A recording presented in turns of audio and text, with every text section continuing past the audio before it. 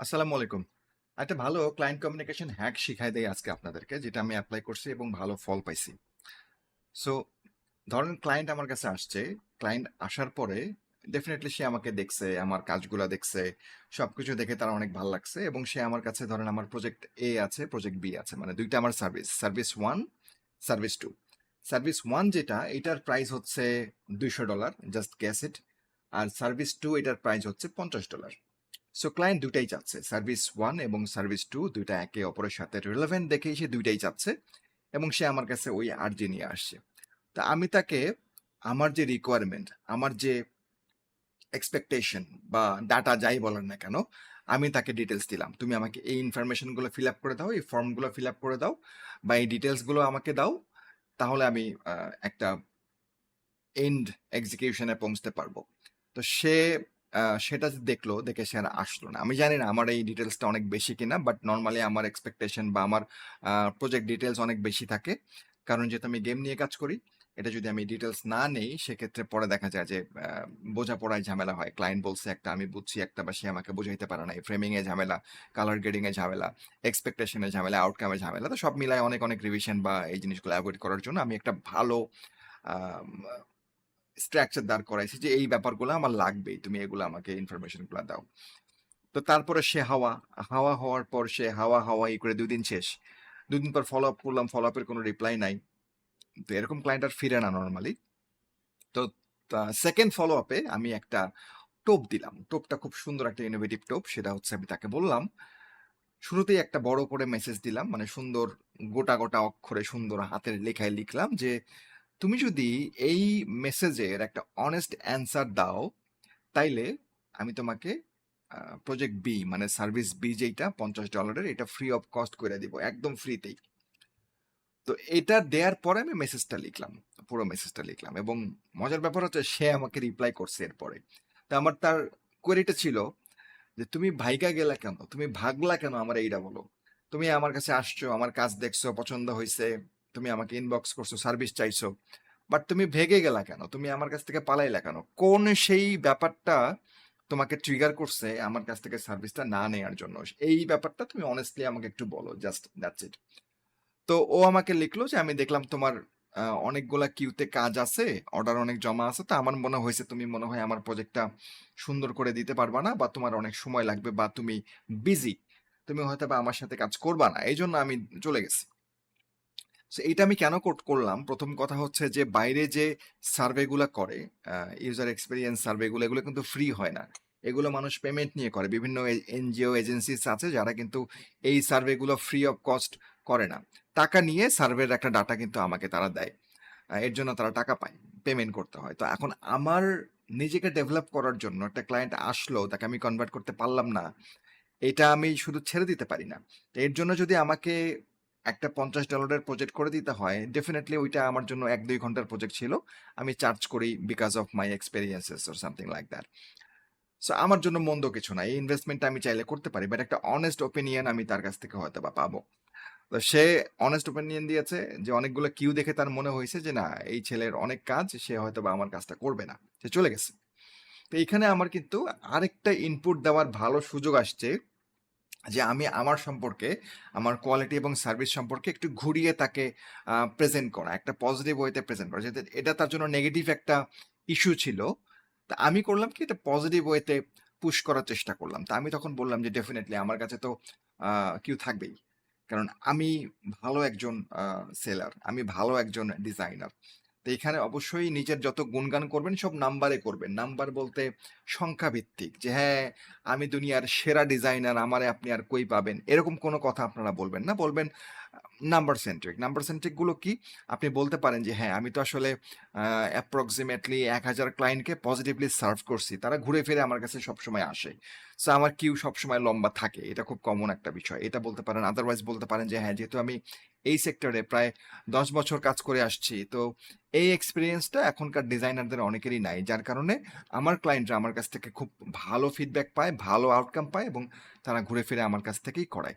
দুটাই কিন্তু পজিটিভ এবং নাম্বার বেসড ফিডব্যাক। গেল। তারপরে আমি তাকে আরো বললাম যে যেহেতু আমার ডিজাইনটা রিসার্চ সেন্ট্রিক হয়, আমার ডিজাইনটা কম্পিটিটর অ্যানালাইসিস সেন্ট্রিক হয়। আমি কম্পিটিটর অ্যানালাইসিস করে তারপরে আমি একটা আউটকামে যাই। প্রজেক্টটাতে আমি আম একটা ফাইনাল আউটকামটা দেই।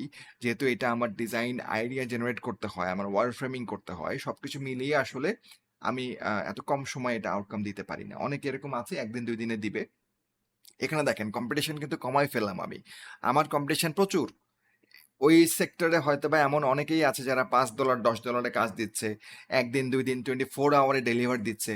তাদেরকে আমি কিভাবে নামাইলাম? এভাবে নামাইলাম যে যেহেতু আমি এই জিনিসগুলো করি এবং আমার কোর আউটকামটাই হচ্ছে ইউজার সেন্ট্রিক। নাথিং লাইক যে আমার ক্রিয়েটিভিটি সেন্ট্রিক, নাথিং লাইক তুমি কি চাও এই সেন্ট্রিক। কারণ যেহেতু আমি বলছি যে আমি হাই কনভার্সন রেট দিব, তার মানে আমাকে অবশ্যই ইউজারকে টার্গেট করে প্রোডাক্ট বানাইতে হবে, ডিজাইন করতে হবে। তো আমি এইটাই আমি করি আসলে। এই সময় নিয়ে আমি এই কাজটাই করি, যার কারণে আমার ক্লায়েন্ট কখনোই যায় না। এবং আমার 60-70% ক্লায়েন্ট হচ্ছে রিপিটেড ক্লায়েন্ট। বারবার তারা আসতে থাকে, আসতে থাকে, আসতেই থাকে। সো এই কথাগুলো যখন তাকে বললাম, বলে আমি তাকে বললাম যে, "তুমি কি এখন অর্ডার প্লেস করতে চাও?" এই সপ্তাহে সে যেহেতু আমাকে বলছে যে, "না, তোমার অনেকগুলো কিউ আছে।" আমি তাকে বললাম যে, "এই সপ্তাহে আমার কাজ কিছুটা শিথিল। আমার এতগুলা প্রজেক্ট নাই এখন করার মতো। চাইলে আমি তোমার প্রজেক্টটা অনেক মনোযোগ দিয়ে করতে পারবো। তুমি কি এখন অর্ডারটা প্লেস করতে চাও কিনা?" তো এখন যেহেতু আমি তাকে বলে ফেলছি যে, "ভাই, service be free of cost কইরা দিব। এখন তো আমাকে করে দিতেই হবে।" এটা আমার জন্য কোনো প্যারার কাজ না, ১-২ ঘন্টার কাজ।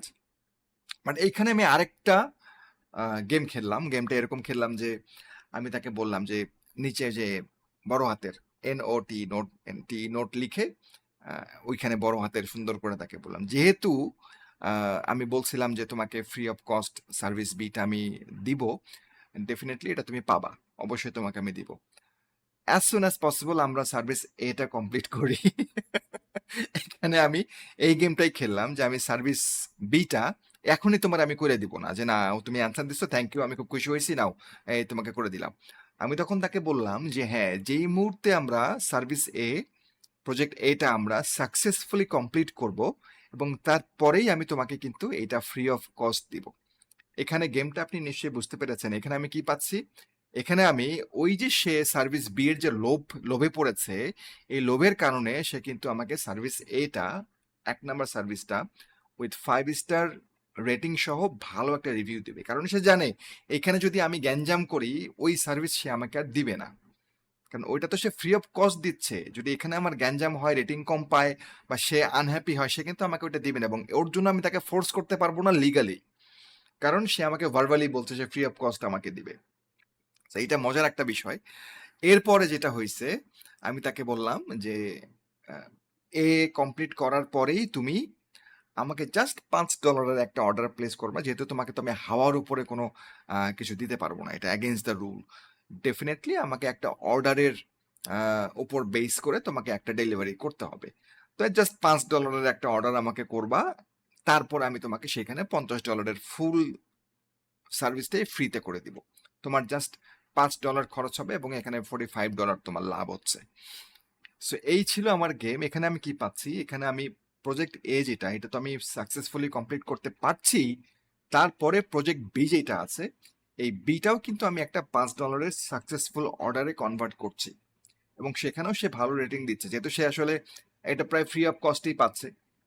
এবং প্রজেক্ট এ তে আমি তাকে মোটামুটি কনভিন্স করে ফেলতে পারছি যে না, আমার কোয়ালিটি অফ সার্ভিস দিয়ে ডেফিনেটলি কোয়ালিটি অফ সার্ভিস ভালো হইতে হবে। এটা খারাপ হইলে কিন্তু সে আসলে মন থেকে ভালো কিছু করবে না এবং সে চলেও যেতে পারে। তো এটা ছিল আমার ওভারঅল কনভার্সন এবং আপসেলিং এর একটা বিষয়। এবং পরবর্তীতে আমি তাকে ফ্রি অফ কস্ট ওটা করেও দিছি, যার কারণে সেও হ্যাপি, আমি ভালো রেটিং পেয়েছি। সো আমার ২ টা অর্ডার এখানে কনভার্ট হলো।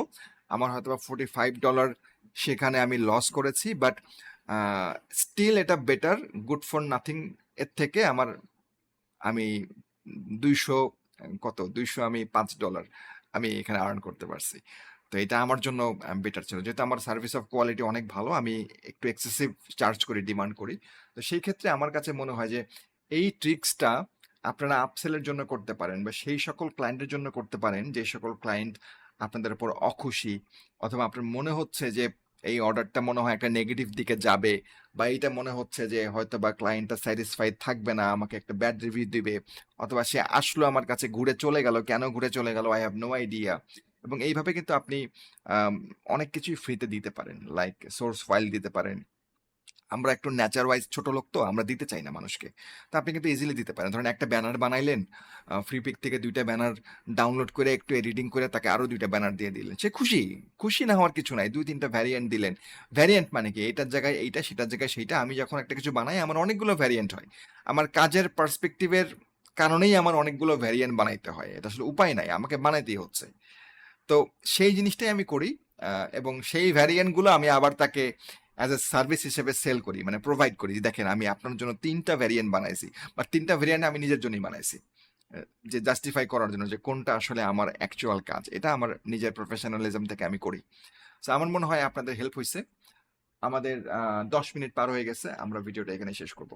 তো আপনারা একটু জানাবেন যে এই প্রসেসটা আপনাদের কারো অ্যাপ্লাই করা হয়েছে কিনা, হইলে কেমনে করছেন, আর এইটাকেও যদি অ্যাপ্লাই করে থাকেন তারা ফিডব্যাক জানাবেন যে কেমন লাগলো, বা এটা আসলেই কাজ করতেছে কিনা আপনাদের জন্য। আসলে ক্লায়েন্ট কমিউনিকেশন কিছুই না, the way you thought, the way you deliver, the way you convert the client, এটাই হচ্ছে ক্লায়েন্ট কমিউনিকেশন। এবং এগুলো চাইলে আপনি বাসায় বসে বানাইতে পারেন, প্র্যাকটিস করতে পারবেন, এটা কোথাও শেখার কিছু নাই। মাথার বুদ্ধিটা একটু মেন্টস খেয়ে খুললেই দেখবেন যে ইজিলি, অনেক অনেক ইজি ক্লায়েন্ট কমিউনিকেশন আপনি করতে পারছেন। বাট সব যে কনভার্ট হবে তা না, বাট চেষ্টা করে যেতে হবে, এটাই। সবাই ভালো থাকবেন। এরপরে অন্য কোনো কমিউনিকেশন হ্যাক নিয়ে আমি আবার হাজির হবো খুব শিগগিরই। আল্লাহ হাফেজ।